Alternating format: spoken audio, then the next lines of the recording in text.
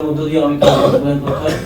সেক্ষেত্রে জটিলতা হয়েছে, দীর্ঘসূত্রিতা হয়েছে, অনেক কাজই হয়তো যথাসময়ে বাস্তবায়ন করা যায়নি, অনেক কাজ হয়তো এখনো প্রক্রিয়াধীন আছে এই এর কারণে। তারপরেও আমি যে টিম পেয়েছি উভয় মন্ত্রণালয়ে যারা দায়িত্বে ছিলেন তারা খুব দ্রুততার সাথে কাজ বাস্তবায়ন করেছেন।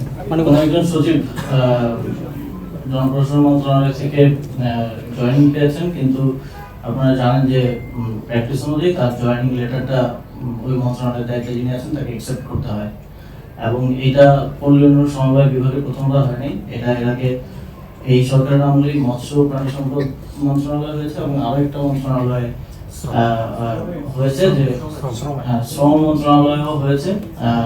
উপদেষ্টা জয়েনিংটা অ্যাকসেপ্ট না করার কারণে ফিরে যেতে হয়েছে। এটাই প্র্যাকটিস এবং এটাই নিয়ম।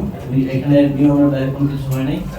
এবং যেটা ওই আঞ্চলিক পক্ষপাতের বিষয়ে যে অভিযোগটা এসছে, আপনারা দেখেছেন যে প্রথম আলোর একদম ফ্রন্ট পেজে খুবই সুন্দর ভাষায় একটা হেডলাইন দেওয়া হয়েছিল যে ওই আমার নিজের এলাকায় মিলে আমি একটা প্রজেক্ট নিয়েছি, কিন্তু আমি জানি না ওনারা কিসের ভিত্তিতে নিউজ করেছেন, কারণ সেই এক প্রজেক্ট পাস হওয়ার পর্যন্ত তো আপনি সেটা নিয়ে কভার করাটা কতটুকু, আমি নিজে সাংবাদিকতায় পড়াশোনা করে নিয়ে আপনারা হয়তো বেটার জানবেন।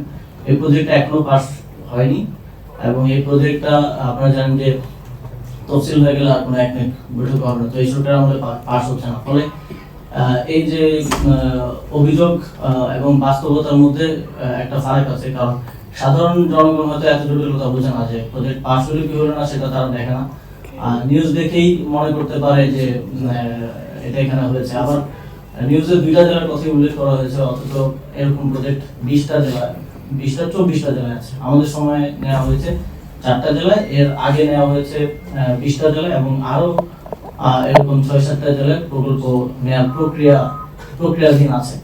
তো এটা অনেক সময় প্রেজেন্টেশনের কারণে মনে হতে পারে, অথবা উদ্দেশ্যপূর্ণভাবে প্রেজেন্ট করা হতে পারে। তবে চূড়ান্তভাবে পাস হওয়ার আগে নিউজ করাটা আই থিঙ্ক যে কতটুকু বাস্তবসম্মত, এবং অনেক সময় পারসেপশনটা তৈরি করা যায় এই নিউজ করার মাধ্যমে। কারণ সাধারণ জনগণ হয়তো আপনারা যারা সচিবালয় বিট কভার করেন তারা জানেন যে একটা প্রকল্প পাস হওয়ার প্রক্রিয়াগুলো কি কি বা কখন চূড়ান্তভাবে পাস হয়ে এসেছে, কিন্তু সাধারণ জনগণ তো আর সেটা বোঝে না। তারা নিউজ দেখেই মনে করে যে হয়ে গেছে, কিন্তু আসলে প্রকল্পটা পাসই হয়নি। কিন্তু এটা দিয়ে নিউজ করে এক ধরনের পারসেপশন তৈরি করে ফেলা হয়েছে যে আসিফ মাহমুদ স্থানীয় করছেন।